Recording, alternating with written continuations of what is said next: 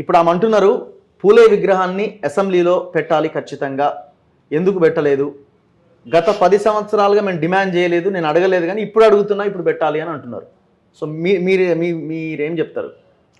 ఇదంతా ఆమె అధికారంలో ఉండగా వాళ్ళ నాయన అడగాలి, ఇప్పుడు కూడా అడగాలి. వాళ్ళ నాయన గట్టిగా అడగాలి, నువ్వు ఎందుకు పెట్టలేదు నాయన, 10 ఏళ్ళు ఉన్నావు కదా నువ్వు, ఎందుకు పెట్టలేదు గల్లా పెట్టి అడగాలి కదా, ఎందుకు అడుగుతలేవు? దానివల్ల అట్లా మాట్లాడితే కేసీఆర్ పరువు పోతుంది. 10 ఏళ్ళు ఉన్నాడు ఈయన, వీళ్ళు వచ్చి 10 నెలలు కూడా కాలేదు కదా, వీళ్ళని పెట్టాలంటే 10 ఏళ్ళు అయినా పెట్టరట. ఒకటి. తర్వాత వాళ్ళ నాయనకు తెలుసా, వాళ్ళ అన్నకు తెలుసా? కవితకు కానీ, కేటీఆర్కి కానీ, కేసీఆర్కి కానీ పూలే ఎవరో తెలుసా? జ్యోతిరావు పూలే గురించి తెలుసా? మహాత్మా పూలే, సావిత్రిరావు పూలే గురించి తెలుసా?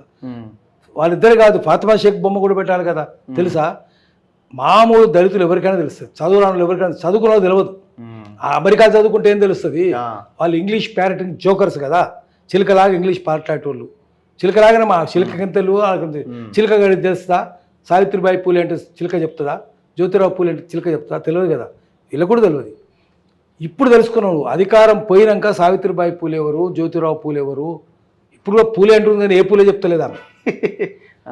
చివరిలో పూలు పెడుతుంది పూలే సంగతి చెప్పి. కానీ వాళ్ళు ఎటువంటి వాళ్ళు? ఇప్పుడు ఈమెకు తెలవాల్సిన విషయం ఏంటంటే, హెలెన్ కెల్లర్ గురించి చెప్తారు. అమెరికాలో చదువుకొని వచ్చినాడు హెలెన్ కెల్లర్ చెప్తాడు. హెలెన్ కెల్లర్ పాఠాలు చెప్పిన ఆమె పుట్టుకతోటి చేయటం ఆమె గుడ్డామె. ఎట్లా చదువు చెప్పాలి? కష్టమైన పని. చదువు చెప్పిన ఆమె ఎవరు? ఆమె పేరు అన్నా సల్వన్. ఆమె మీద మై ఫెయిర్ లేడీ అని 8 సినిమాలు వచ్చినాయి. 8 సినిమాలు వచ్చినాయి. అవార్డులు కూడా చాలా ఇచ్చారు అన్నా సల్వన్కు. మరి సావిత్రిబాయి పూలేకి ఎన్ని ఇవ్వాలి? ఆమెకు 1,00,000 అవార్డులు ఇవ్వాలి. ఎందుకంటే తంట అంటే, కొడతానంటే, చంపుతానంటే, పెండ జల్లిన, పీ జల్లిన, ఇసుక జల్లిన, రాళ్ళు కొట్టిన చదువు చెప్పింది కదా, చంప చూసినారు కూడా. భూమి పుట్టిన తర్వాత అంత ఓపికన్న తల్లి ఎవరు ఉన్నదంటే సావిత్రిబాయి పూలే. మరి ఆమె గురించి మీకు ఎందుకు తెలియదు? ఇప్పటిదాకా ఎందుకు తెలుసుకోవాలి? అధికారం అప్పటిదాకా మీకు తీరలేదు అన్నట్టు. మీ చుట్టూ వందమాగదులు వచ్చి భజన చేస్తుంటే తాళాలు పట్టుకొని ఆ దాంట్లో మునిగిపోయినరు, ఆ మత్తులో మునిగిపోయినరు. మత్తు వదిలినాక తెలిసింది వీళ్ళకు. మంది మాగదులు అందరూ పోయినాక, ఐఏఎస్లు అందరూ పోయినాక, ఐపీఎస్లు పోయినాక, రాజకీయ నాయకులు పోయినాక, వాళ్ళంతా జోకర్లే కదా. రాజకీయ నాయకులు కూడా, రాజకీయ నాయకులు బ్రోకర్లు, ఐఏఎస్లు జోకర్లు. ఆ జోకర్లు బ్రోకర్లు పోయినాక వీళ్ళకి అర్థమైంది. ఇప్పుడు తెలుసుకున్నారు, కానీ ఏం లాభం? అయిపోయింది, గత జల సేతు బంధనం. అది అప్పుడు తెలుసుకోవాలి, తెలియదు.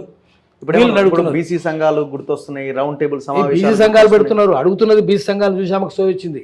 ఇప్పుడు నేను బాలలక్ష్మి చేసింది మొన్న, చూసినాము. బీసీ సంఘాల వాళ్ళు ఆమె పెద్ద ధర్నా చేసింది, నీకేం అధికారం ఉన్నది?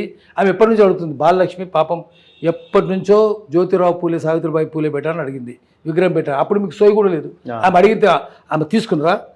ఆ పెట్టాలని చెప్పి గద్దర్ కూడా అడిగాడు. ఎన్నిసార్లు అడిగాడు? గద్దర్ మీ దగ్గరికి వస్తే 4 గంటలు కూర్చోబెట్టుకున్నారు, కానీ ఆయన మీకు కేసులు ఎత్తేలే. మీ మీద కేసులు లేవు. 2 ఉద్యమాలు ఉన్నారు, వీళ్ళు ఎన్నడూ లేరు.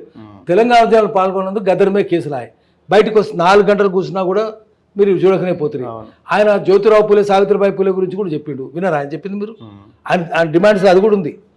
బొమ్మ పెట్టాలి, హైదరాబాద్లో ట్యాంక్ బండ్ మీద జ్యోతిరావు పూలే, సావిత్రిబాయి పూలే విగ్రహం పెట్టాలి, వాళ్ళ ఇద్దరి మీద సినిమా తీయాలి. తెలుగులో, మరాఠీలో వచ్చినాయి, హిందీలో వచ్చినాయి, తీయాలి అని చెప్పారు. చూస్తే సినిమాలు కూడా చూడరా వీళ్ళు, మంచి సినిమాలు చూడరు, బూత్ సినిమాలు చూస్తారు వీళ్ళు. అందుకని అదేదో తెలియదు, మీకు అర్థమే కాలేదు. ఆ గద్దరిది వినకపోతుంది, వీళ్ళది వినకపోతుంది, దళితులది వినకపోతుంది, మహిళలది వినకపోతుంది, బీసీలది వినకపోతుంది. ఇప్పుడు మీకు సో వచ్చింది. ఎవరు నవ్వుకుంటారు జనం?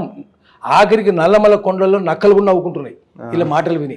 మీకేమైనా ఫోన్ చేసిందా? చాలా మందికి ఫోన్ చేసి రావాలని అడిగిందట. మరి అంటే ఇక వాళ్ళ సంగతి తెలియని వాళ్ళకి ఫోన్ చేసింది. మనకు తెలుసు కదా వాళ్ళు ఏందో తెలుసు మనకు, కాబట్టి వాళ్ళని ఎందుకు పట్టించుకుంటాం? ఫోన్ వచ్చినా కూడా మా ఫోన్ నెంబర్ తెలియదు వాళ్ళకు. ఓకే. సో ఇంకొక దగ్గర దొంగలు లంగలు లఫంగల ఫోన్లు ఉంటాయి, మన ఎందుకుంటాయి?